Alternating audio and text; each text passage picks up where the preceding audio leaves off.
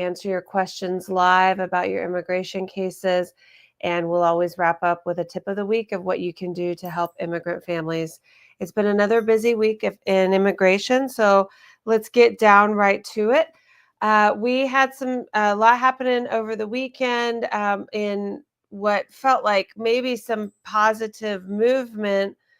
Trump tweeted or posted on Truth Social that he was directing DHS to stop going after immigrants in farms, meatpacking plants, hotels, and restaurants. Presumably, this is because he received some pushback from industry leaders, business leaders in those sectors about how the raids are impacting them. So he tweeted that he was directing DHS to not go after workers in those sectors.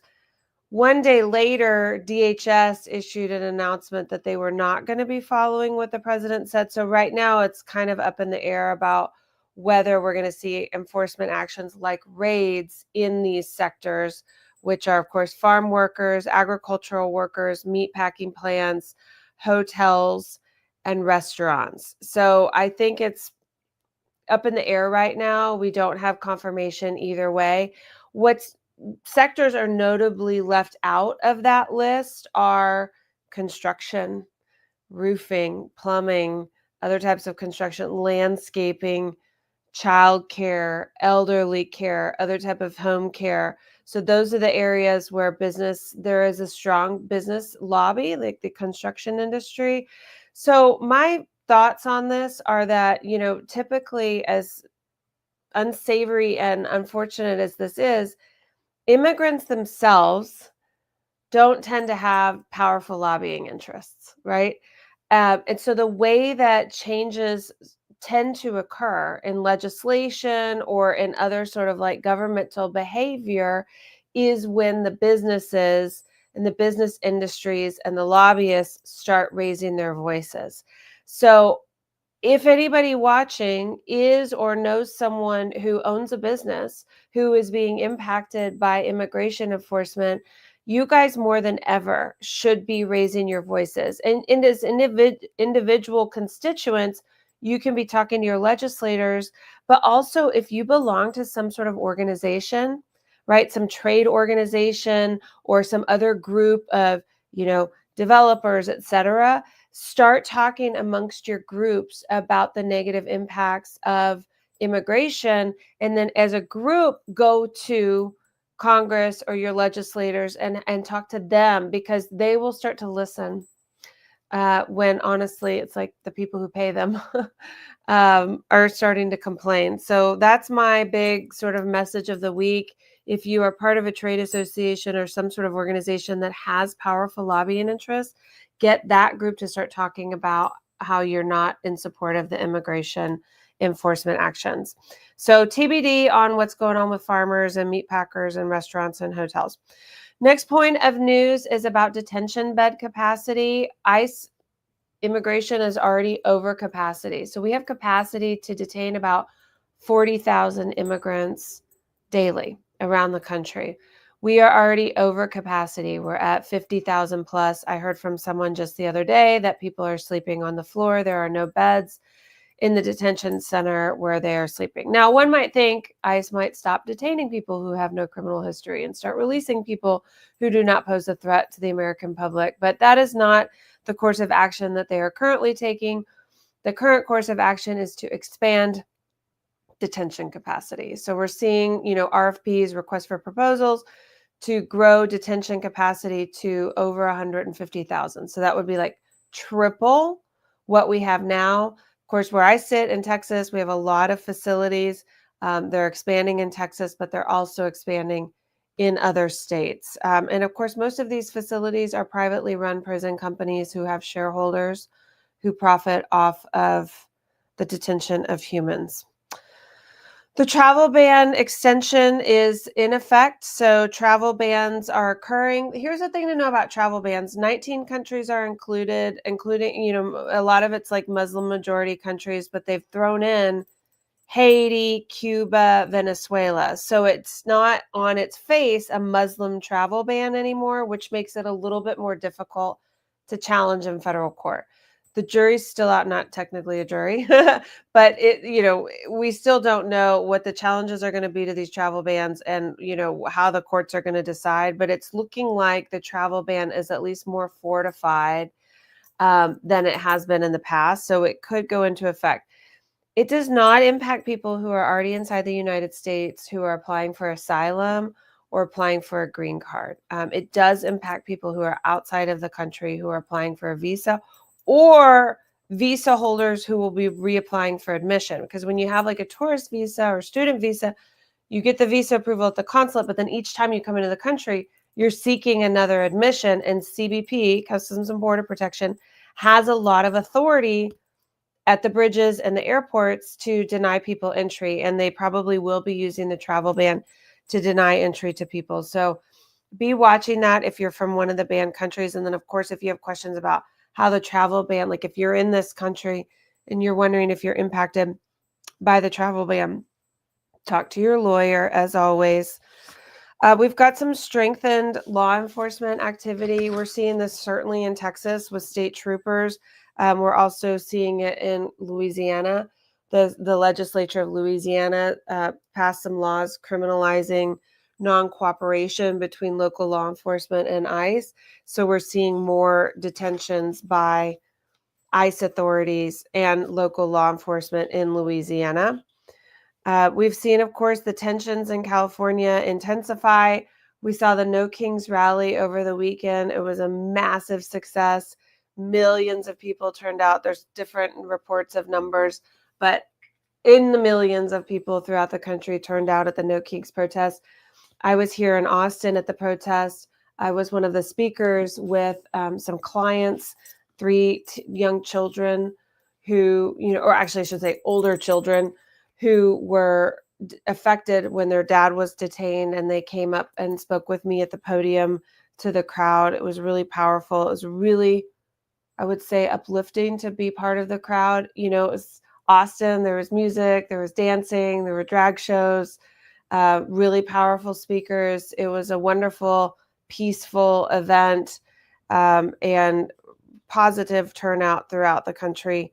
So there'll be a lot more of that, a lot more protesting. If you haven't yet made it to a protest and you're in despair, I recommend you go. It is an uplifting event to be around a bunch of like-minded people. And there's just, I don't know if you guys have ever seen Ghostbusters 2. It was one of my favorite childhood movies, but you remember they had like the river of slime, and the slime would make people like fight and stuff. It was like a negative vibe kind of slime, but at the end of the movie, they somehow turn the slime positive and they spray the whole crowd with slime, and then everybody's like singing and loving each other. That's what it felt like to me at the protest. So I don't know. I recommend it if you need it, if you need to be uplifted and you hear that a protest is going on, go out and do it. It's a good thing. Other news, I'm sure everybody saw, Senator Alex Padilla was forcibly removed and thrown to the ground and handcuffed at a DHS press conference where Secretary Kristi Noem was like giving a conference, and he, as a senator, had been making inquiries about the detentions and had not received a response from DHS. So he was like in the other room, heard that she was giving a press conference, just walked over. I mean,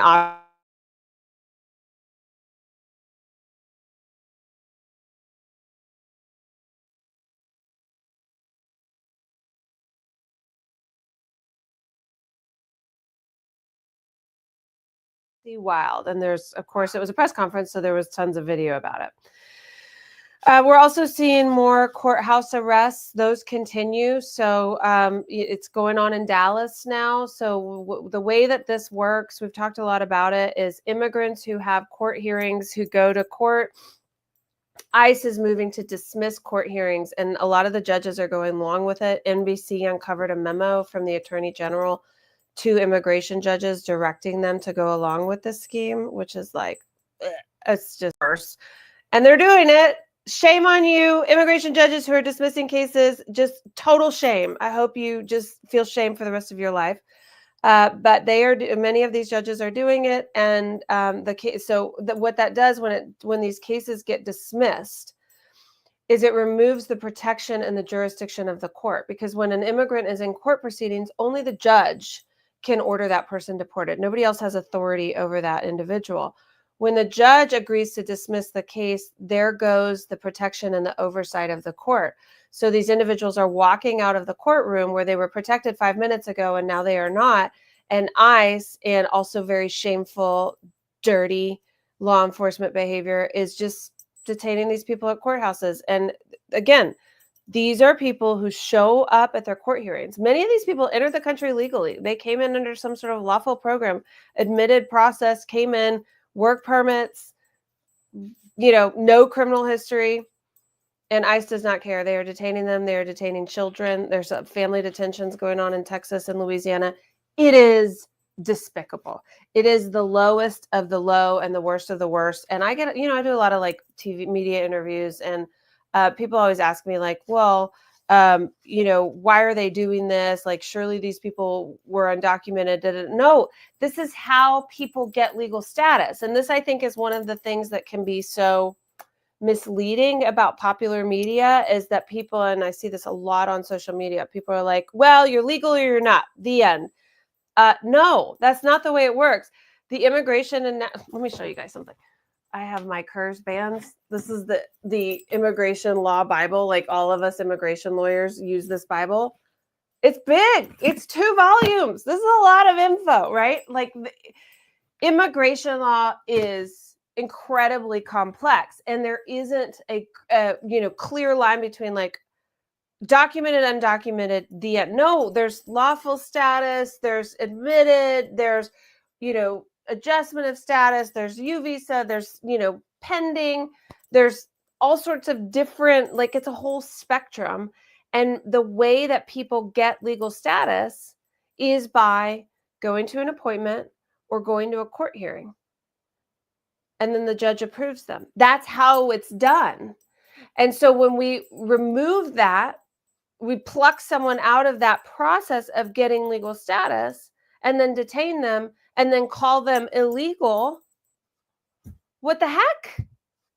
So I just hope people get that, because I think that like, so much of, I get a lot of like trolls and stuff on social media, and it's always, all of the talking points are the same, but it's always like, well, break a law, the end, you got to go.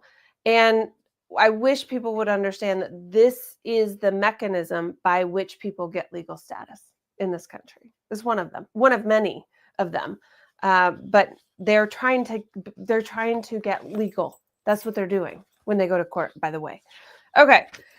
Melanie, can ICE wait outside the consulates around the country? I don't think so. So consulates, this is one of the things that's pretty cool, is embassies and consulates from other nations, they are, fully, it's their own territory. So and like at the Mexican consulate, I've not seen this, and I think that it would not go over well if ICE was like outside of the parking lot. Like, they couldn't be on the parking lot. They'd have to be outside on the street, I think, because it's like, it's an interesting question. Like, where does the protection of the consulate end? Is it at the front door? Is it all the way to the parking lot?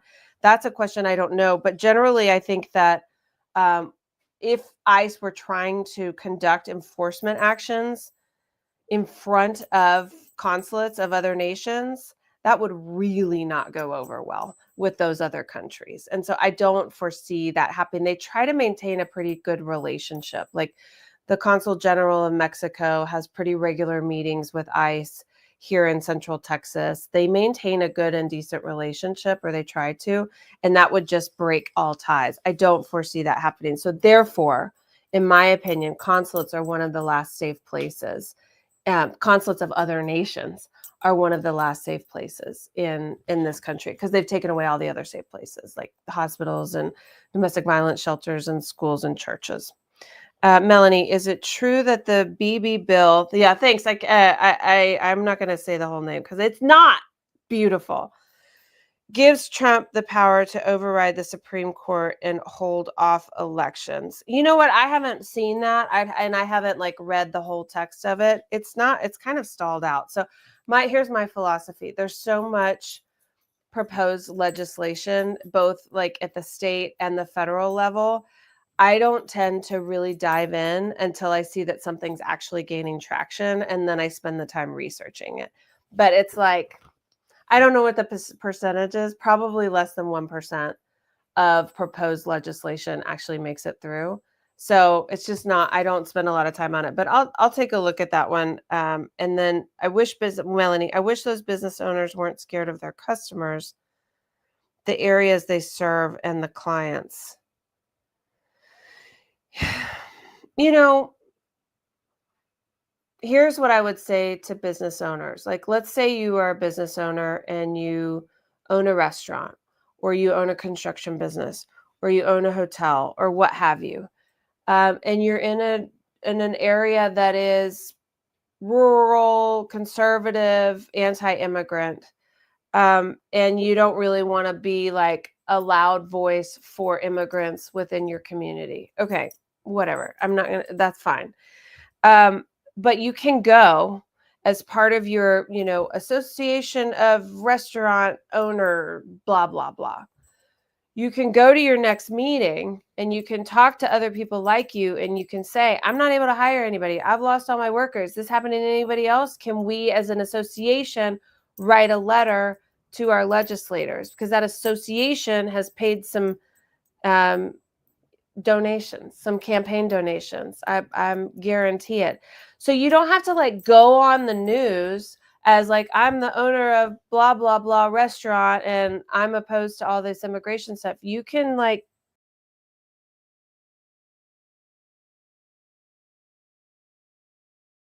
do it. It is the business owners who will make the difference here. Because like I said, the immigrants do have strong organizers, really amazing, incredible, strong organizers, but they don't tend to have powerful financial lobbying interests that get people elected. And that those groups tend to be the influencers on legislation. That's the way this government works. All right, let's get to questions. Can I apply for a humanitarian visa if I suffer persecution due to sexual orientation? You can apply for asylum if in your country you have a fear of persecution based on your sexual orientation, because that would make you part of a particular social group, which is one of the protected, reasons for persecution. So yes, that is a reason for asylum. A lot of it depends on like the country conditions in your country. Is it actually true that in your country people like you suffer persecution and the government doesn't help them or can't help them? If that's true, then yes, you can apply for asylum. And of course, as always, you should talk to a lawyer about your specific case so we can assess risk, strength of your case, eligibility, timeline, all of that stuff. We would talk through all of that. A lot of the times, a consultation with a lawyer is a balancing of factors. It's a pros and cons. Is it worth it to do this? And that's what a really valuable consultation does. It helps you understand all the reasons why and why not you would take any particular action. Birbal, is ICE still in the courtrooms? Yes, we are seeing ICE in the courtrooms in San Antonio, in Dallas, and all over the country. They are moving to dismiss cases, and when the judges allow it, people are being detained outside of the courtrooms. There are some things that immigration attorneys can do to help preempt the issues, like file an early motion for virtual appearance, like you can appear via televideo. We can sort of assess whether the judge is one that seems to be going along with the dismissals or not. We can try and file, motion to not have the respondent appear. Like there's things we can do here and there. And then at the end of the day, we can help you, again, weigh the consequences of certain actions so that you can make a decision about what you're going to do. Leanne, can you explain what it means to be inspected at the border in terms of not being here illegally? Yeah, thanks. So when there's a lot of different ways that people come into this country. So there's what we immigration lawyers refer to as an EWI. It stands for entry without inspection, right? That would be someone who crosses the desert or crosses between ports of entry. That's an EWI and, isn't apprehended. Those are very, very rare these days. With the militarization of the border, it's very, very tough for people to EWI without being apprehended, I will just say. And that's not a Trump thing. It's been like that for a decade or so. But then there's people who present at the border, like they walk across the bridge or they come into an airport and they're seeking admission. And maybe they have a visa, maybe they're paroled in for a humanitarian reason, maybe they're asylum seekers and they pass a credible fear interview. A lot of this fluctuates, frankly, on a daily basis, depending upon that particular point of entry and who's in charge. But at the end of the day, being inspected and admitted at the border is a legal entry. What that means is that CBP assessed this person, looked at their background, looked at the factors, and decided to bring them in, either because they had a visa or they had some other reason to come in. So there's a lot of people who were inspected and admitted who are now being called illegal. And that's because they were inspected and admitted under the Biden administration, because they came in under CBP 1 or the Cuba, Haiti, Nicaragua, Venezuela parole program, or they warranted an asylum, like they were fleeing persecution. And because the Trump administration is so rabid about anything that Biden did, they are going after and targeting all the folks who were inspected and admitted under the Biden administration, even though those people entered legally, right? And so here we are, a lot of folks are calling these people illegal, right? But actually they entered legally and they've been doing everything right. And that's happening all over the place. And these families are getting torn apart. I'm telling you, on the ground, families are getting torn apart and kids are sleeping without their parents, or they're in jail with their parents. That's also happening. Gabriella, what's going on with U visa cases? Nothing, same. U visas moving forward like usual. The U visa is a crime victims visa. It was passed by Congress. So in order for the U visa to change, we'd have to have a law. We'd have to see a law go through Congress. So still available, still takes a long time, still worth filing for it if you qualify, especially because with the U visa, one of the cool things, there's lots of cool things about the U visa. You can waive lots of things. You can include your whole family. But also the U visa, if someone were to get deported while the U visa is pending, it continues processing. You can come back in legally when it gets approved, that's not true for a lot of types of immigration cases. Sparkle and TikTok, should we carry approvals with us if we are in process of adjustment of status like I-601? So an I-601 isn't going to provide protection against deportation, but it would potentially provide protection against an expedited removal. So the deal with expedited removal is the law says that anyone who's been in the country for less than 2 years can be deported without due process, right? They can just be sent away. ICE is stretching that law, and they're saying that actually anybody who was apprehended within 2 years of their entry, even if it's been more than 2 years now, is subject to expedited removal. So that's just something to know. But someone who's got an I-601, what that means is that you've been in the country, you're married to a U.S. citizen, or you have a U.S. citizen relative, and you're applying and you're trying to waive your unlawful presence. That's my assumption here. So I'm also going to assume that you've been in the country for longer than 2 years. So the I-601A is protection against a fast-track deportation in case you get detained. But I would talk to your lawyer and make sure you've got your family planning all set up. We've got on my website, I don't know if I'm allowed to say my it's my name, abogadakate.com. TikTok always gets squirrely when I start saying numbers or whatever. But there's a safety planning packet that you can download, And in the packet, it has the list of documents to carry with you, and also, like it's a voluntary caregiver authorization, or carta de poder, where you can hand permission to somebody else to take care of the kids in case you get detained. And so you would want to prepare all of that and have it ready, because unfortunately, what's happening with the kids in some instances is that if you don't have the caregiver authorization done and you don't have someone who can just come get them quickly, these officers are calling, CPS, and these kids are going into the system if you don't have someone who can take care of them. It's bad. Yesy and TikTok, scared of being caught by ICE. Can we just leave now and wait for his appointment in Mexico? I would talk to an immigration lawyer before you make any decisions like that. That certainly is one of the options on the table. What I would recommend you do is find out, I want to know where you are in the process, what the history is, whether there's going to be any concerns about not getting back in. Talk about what you would do if he got picked up to defend him, because a lot of people are bond eligible and eligible for cancellation of removal. And so even if you were to get picked up, it wouldn't be the end of the world. We could get you out and defend you. So I think making significant life decisions on limited information is generally not a great idea. So if you're going to do something serious like move, which, I mean, let's be honest, I think all of us have had that thought, like, should I be leaving this country? Just be fully informed and talk to a lawyer, do a consultation. We're not charging for consultations.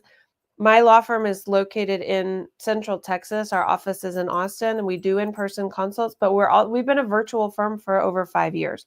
So we can provide services, and immigration law is federal, so we can take cases in all 50 US states. So no matter where you are watching this, if you need an immigration consultation, just DM me and we can get you set up for a consult. Razo and TikTok, can the I-130 F4 petition protect me from deportation while I wait for the green card? No, it doesn't.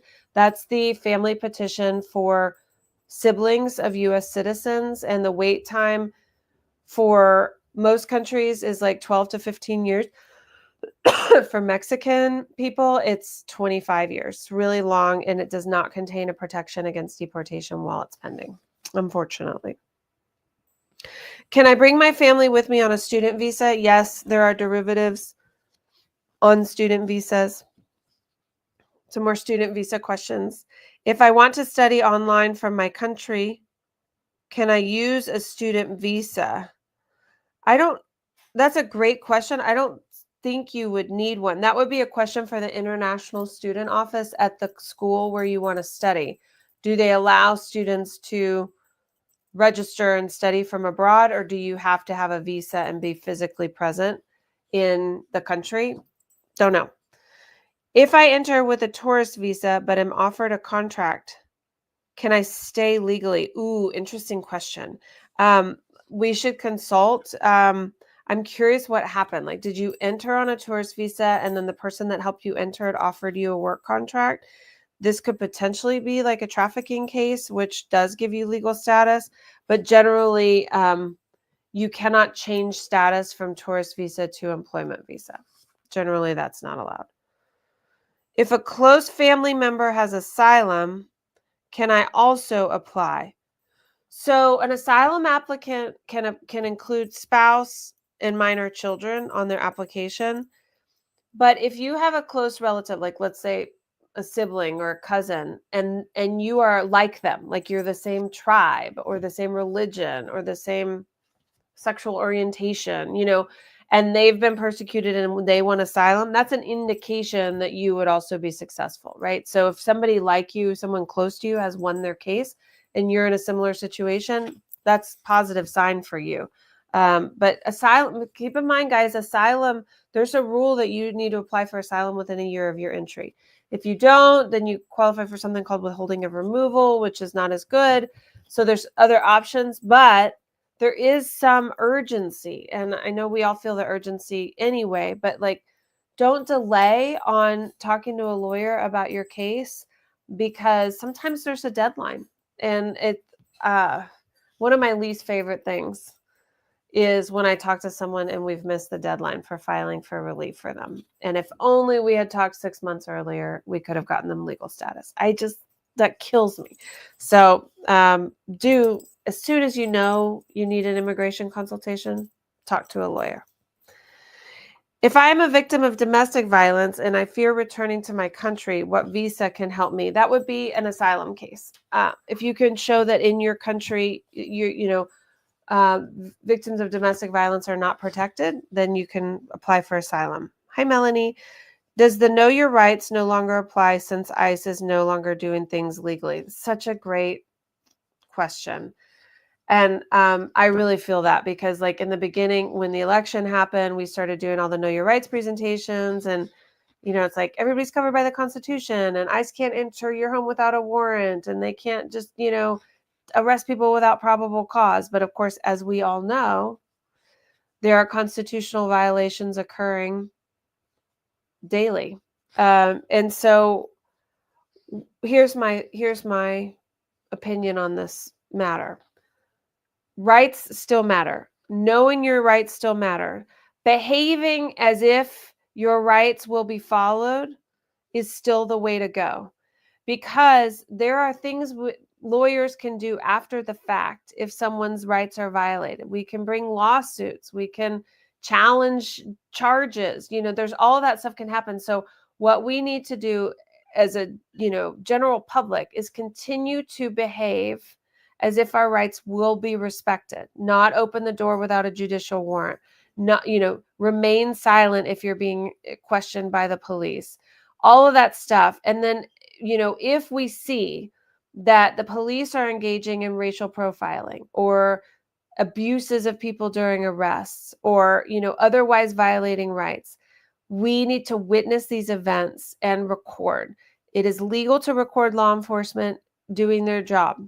So anybody who's a standby witness should be writing down all the information you can about who the officers are, what they're wearing, how many agents, what are their badge numbers, what kind of car are they driving, what's the license plate, like all that stuff, and record the event on your phone.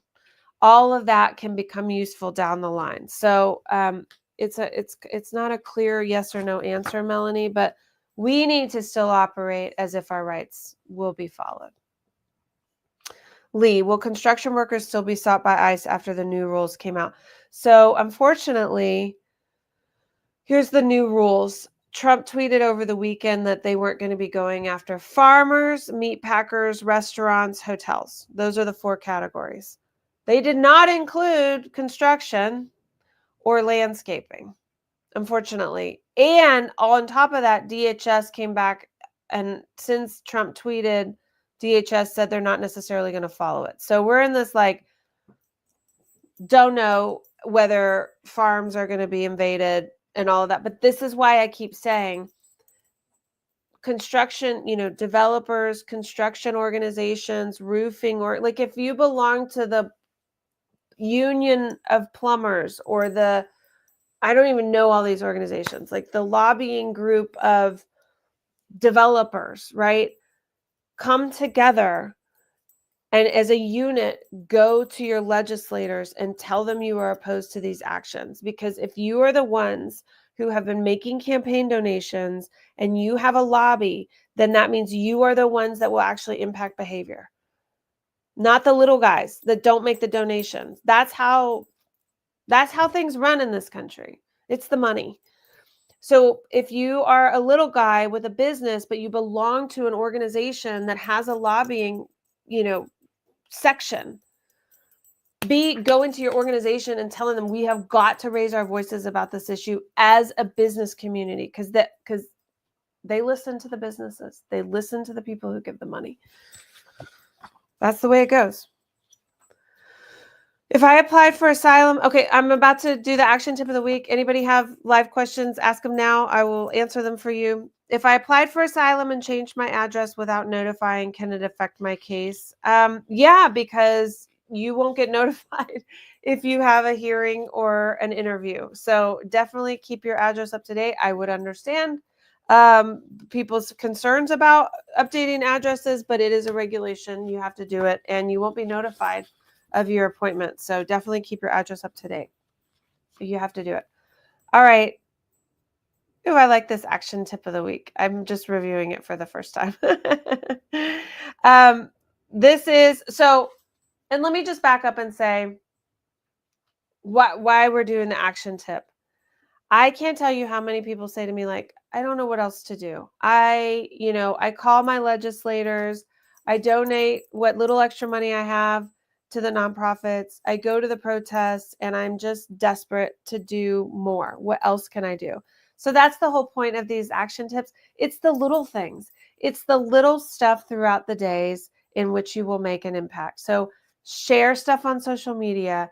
Talk about stuff with your friends. At the rally on Saturday, we had everybody take out their phones and leave a 5-star Google review for an immigrant-owned business that you love. So just like sprinkle out these little actions throughout your life. Just live a life of support of the immigrant community. But this one is look up your local library's event calendar and attend something new. You'll probably meet somebody cool. You'll probably learn about some new organization, some new culture, and that'll be one more way to expand your reach and your impact in the realm of immigration. Thanks for being with me today, guys. I will see you on Thursday en español, and I hope everybody has a great rest of the week.